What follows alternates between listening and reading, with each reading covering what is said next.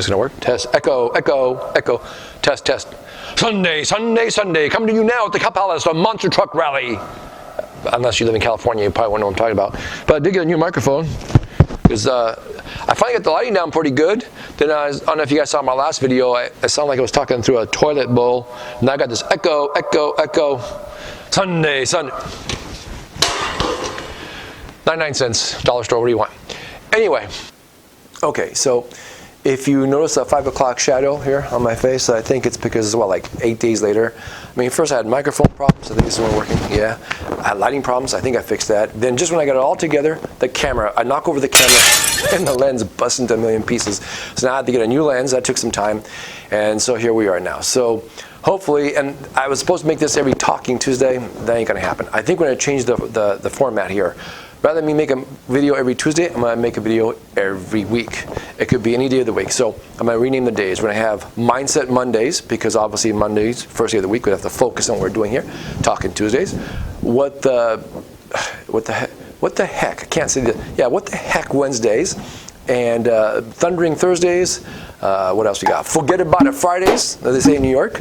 And maybe, what, Saturdays? No, I don't. I got to show, I'm normally either working with sellers or showing homes on Saturdays. Sunday, I need one day for quality church time and quality family time. And that's, so don't bother me on Sundays, don't bother me. If you have to call, it better be important. Yes, I'll pick up the phone under certain conditions. Anyway, so today is, what, today's Tuesday? Thursday. No, today's Wednesday. Yeah, today's Wednesday, so it's going to be What the Heck Wednesday, and here we go. So let's review. So we first started the video series. We said your home expired. It's unfortunate, but it happens. Now it's, what, 4 or 5 months down the road here, and things have changed. So you hopefully spoke to your agent, right? You hugged it out. You figured out what went wrong. You came up with a new marketing plan. And you came up with a new price. So that was the second video we did. What is the new price? And I showed you guys how an agent will actually go through there to determine what the price of your home is.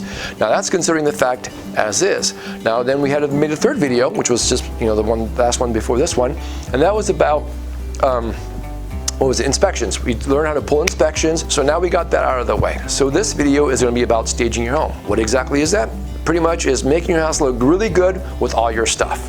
Staging isn't rocket science, but I'm going to explain to you 10 ways you can actually do it on the cheap, okay, it doesn't cost a whole lot, and still make it look really good. So first of all, fact. I have my own fact checkers. I don't use Facebook fact checkers for obvious reasons. That's another video for another time. But there's no denying, okay, that when you stage your home, it does increase the perceived value of the home. The National Association of Realtors, also known as NAR, those are my fact checkers by the way, said that 84% of agents that actually showed their clients, or buyer's agents that showed their clients homes that were restaged, said it was much easier for the buyer to visualize that home being their own. Now, if you have champagne taste, but you're on a very budget, don't worry, it's not going to cost you a fortune. In fact, I'm going to walk you through 10 techniques right now that'll make your home look like $1 million. Okay, tip number 1, declutter and depersonalize. The buyer needs to focus on the home, not all your crap, okay? All that stuff that's on the refrigerator, just get all that stuff off the refrigerator. All your personal knickknacks, clean desks and countertops. In the kitchen, remove bread boxes, spices, toasters, all the appliances off your kitchen counters. You want to show how roomy the kitchen can be. I know, it's a pain. Nobody lives this way. But when you're trying to sell your house for the second time, guess what? Suck it up, buttercup. Yes, I know it's harsh. It's like a mean tweet. But listen, the way you live in your house when it's for sale is not the way you live when you live there. It's just that simple. And do the same for the bedrooms. Get rid of all your shoes, go into the bed, get rid of all the dust bunnies. On the end tables where you keep your remote controls and your glasses of water before you go to bed, make sure that's all cleared out. And the bathroom, people, please, get rid of all your personal toiletries. Nobody wants to see what kind of toothbrushes you use, what kind of toothpaste you have, and your dental floss. Get rid of all that crap that's on the counters there. Clean it up. It's the bathroom. Women especially, well, the first thing they do, look at the kitchens and look at the bathroom. You better make sure they're clean. Also, get rid of most of your furniture. Yeah, I said it, and what? Here's the situation with that. Here's the MLS. I just popped on yours really briefly right now just to show you what it looks like. Pictures on the internet. This is on the MLS. This is the multiple listing service where professional agents come and look for homes for their clients, and they see this. If you have furniture, so much furniture in your home that people are tripping over stuff just to get to the back door, that's a problem. So make every room as open as possible. Tip number 2. Clean, clean, clean like you're a Marine. And if you are a Marine, thank you for your service. Start from the top and work your way down. Start from one side of the house and work your way to the other. Shampoo the carpets, clean the grout, dust the light fixtures, scrub the cabinets, wash the windows, and maybe even pressure wash the exterior of the home. Assume that the buyer is going to give your entire home the white glove test.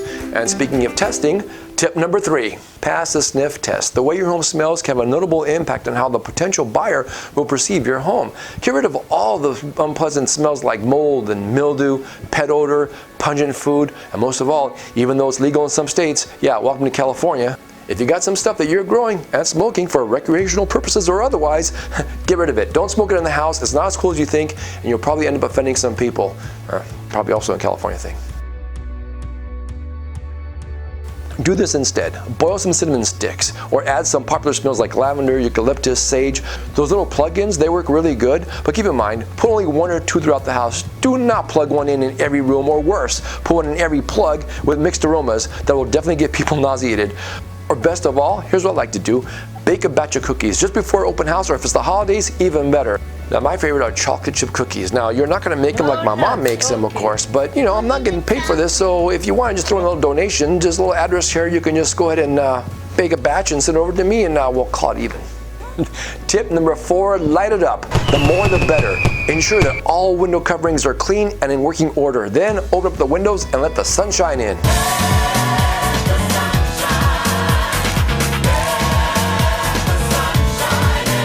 Also, if you have mismatched or burnt out light bulbs in your home, replace them and make sure they all work, because this is really going to screw up your photos when you list it, and it may even charge your agent to Photoshop them in. I know, because this has happened to me. You live and learn. Now, if there's a room or two that are dark, throw in a lamp or other type of lighting in that room.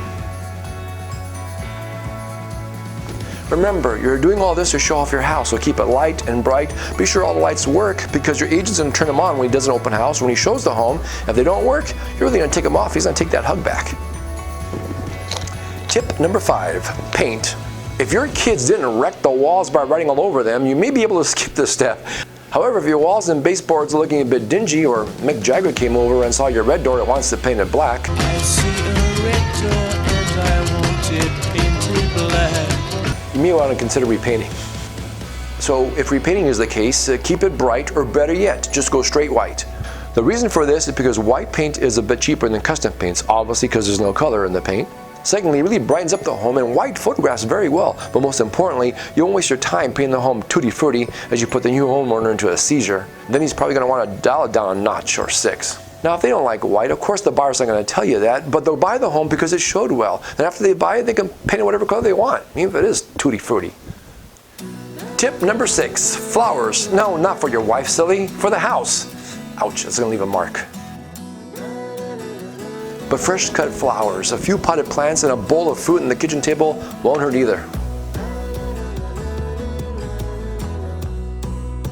Also, remember when you went out and you power washed those exterior walls? Now go back out and finish the yard work. I'm talking about mowing the lawn, weeding, trimming the trees, manicuring the bushes, and if your chimney has faded, give it a nice coat of glossy red paint. It's called an accent, and it really make your house pop. Or if you want, you can just change all the chimney together. How much a chimney cost? Nothing. It's on the house. Okay, actually, they weren't that expensive, but now chimneys have gone through the roof. Oh, come on. You know those chimney jokes are on fire. Get it? Fire chimney? But the point is this. You only have one shot to make your home a very good first impression, especially when you got couples coming in like husband and wife. Most of the women, they actually get a good feel for the house. They have to, it's like an intuition. And some of the guys, they just go with the flow. Speaking of flow, that's my next tip. Tip number 7. Promote the flow of the home. What does this mean? I have no idea. You know, there's only one thing that I'm not clear about. I actually had to Google it myself, but I learned something though. This is what I found. I actually found 3 websites, and here's one that talks about the flow and the functionality of the home. It talks about in the home theater and setting up a gaming table. I think it talks about some bars, an exercise room, the bed and bath area. Then here's another site I found on how to create a good flow in your open plan layout. It talks about careful planning, what is flow, design, etc., etc. Then I found another site that talked about how additions and remodeling improve the flow and functionality, about the benefits of the home additions, common reasons for adding, what the value is, etc., etc. So basically what that means is, in 1,000 words or less, everybody has an opinion. Bottom line is, your buyer needs to understand the purpose of every room. If you're using one room now as a home office, set it up as such. If another room is used as a den or a library, throw in some books, not rocket science.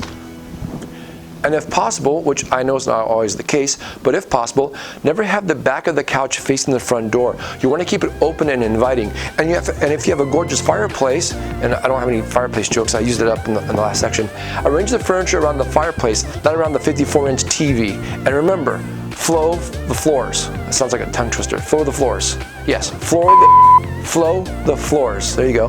What that means is simply make sure it flows evenly. You don't want to, like I said, be hopping around furniture and make it complicated to get some. You can't have a maze for a house. So floor flow is very important. Be sure it flows evenly. There you go. Tip number 8. We're almost done. Tip number 8. Set the table. In fact, what time is it? 6:30? Talking about tables, I'm gonna go eat. I'll be right back. I mean, little insignificant details. I lose my appetite. I can't eat. Okay, I'm back. I was just getting hungry. In fact, I went to, not that I promote restaurants nor am I a restaurant critic, but if you want a good place to go when you're in Vallejo, it's in Spanish. I don't know, La Moca Gente? How do you say this? Moca Gentes. Yeah, anyway, it's right here in Vallejo. It's a good place to eat, really good Mexican food. It's always fresh. I love it, so I recommend it if you're really going through a town. Like I said, my opinion means nothing because I'm not a restaurant critic, I'm a real estate agent, but nonetheless, if you're in town, check it out. Okay, tip number 8, setting the table. Especially if you have a large dining room, this is what model homes do. It makes the home feel warm and inviting. Use fancy napkins. Spitting at people. Use fancy napkins. Lost my train of thought. Use centerpieces, light up some candlesticks, and use some fancy napkins and those fancy napkin rings, so definitely add in some color. Okay, tip number 9, clean linen. Okay, tip number 9, clean linen. Okay, tip number 9, clean linen. Okay, tip number 9, clean linens. Put out some nice clean linens. Give it that Tide-like smell and that resort-like feel. Keep them in show-ready condition because you never know when your agent's going to do an open house and have a showing. And most of all, if you have kids, have them keep their grubby hands off of them because you'll be starting all over again. Just an FYI. Okay, tip number 10. Actually, we're almost done. We should be done, but I actually have a bonus tip for you, but we'll get that in a minute. Let's go to tip number 10 first. Should you use a professional stager? Well, that's a good question. Your agent would actually have those type of contacts if he wants to use a professional stager. Who pays for it? Again, this is real estate. Everything's negotiable. Most of the time, you, the seller, will actually pay for it because it is your house. But if you do negotiate a situation where your agent is willing to pay for it, that's great. But do me a favor, don't try to talk him down on his commission because even the commission is negotiable. If he's paying for the staging, he's going to be working really hard to get you more probably than your asking price. So let him do his job, back off. He's a professional. Please do not try this at home. He'll take care of it. Do not try this at home. None of these acts were performed by professional blah blah blah blah blah. But yes, you can use a professional stager if you want to. I've done this several times when here's some properties that I've actually staged myself by my personal stager, but it's because either I was running short on time or I needed something done a certain way, or me and the seller just negotiated something a little differently, so it all worked out just fine. But yes, you can use a professional stager. I recommend it. If you can actually put it within your budget, that's a good thing to do as well. Okay, here it is, the bonus tip. Drum roll, please.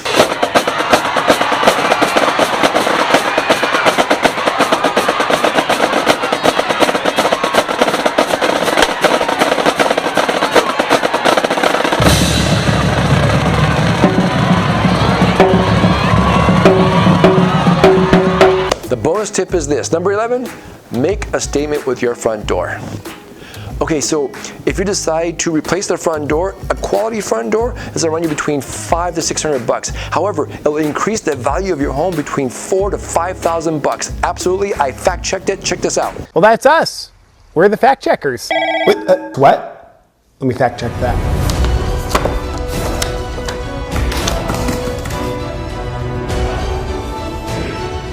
Of course, I just Googled it like I Google everything, and I found this article. It says here, another great way to improve the home's value is to upgrade the front door. In fact, according to Cost versus Value by Remodeling Magazine, a quality new front door has the highest ROI, ROI stands for return on investment, on a home remodeling project with an up to 91% return when you sell your home. That's insane.